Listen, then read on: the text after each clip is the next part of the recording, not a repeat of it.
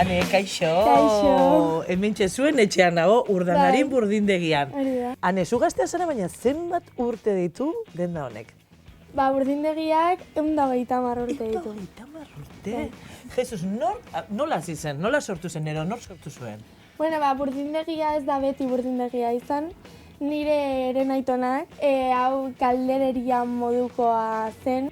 Kaldereroak, lehenengo kaldereroak Bai. izaten zanean. Eta gero, gutxinaka, nire birraitonak, ja, hasi zen, burdindegi desberdina baserriko tresna gehiagokin edo bitxikeri, baina genero gutxikin. Hemen bertan, hasi ziren leku Bai, berean bai, dago. beti ez da izan da aldatu. hau, bai.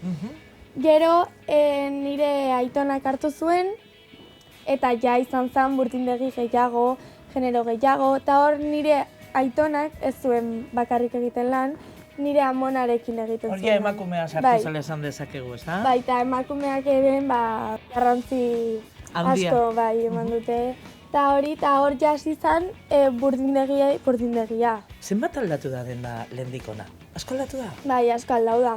Orain asko zondigoa da, gero genero berrian, marka asko zobegoak, dekorazio gehiago, genero gehiago, baino beti gauza zaharrak ere Mantentzen hori dituzue, da, eta ez? erakusten dugu, aldala olako denda bat hainbeste urte mantendu. Eta eskaparateak ere ikusi ditut eta asko zainduta daude, norri biltzen da hor Bai, eskaparatean? hori dena nire ama apaindu egiten du, eta bai beste dendetako laguntzarekin. Gaur egun zure gurasoak daude, baina zuk jarraitzea pentsatu duzu, ja, 5. belaunaldia izango zinateke, eh? Bai, nik 5.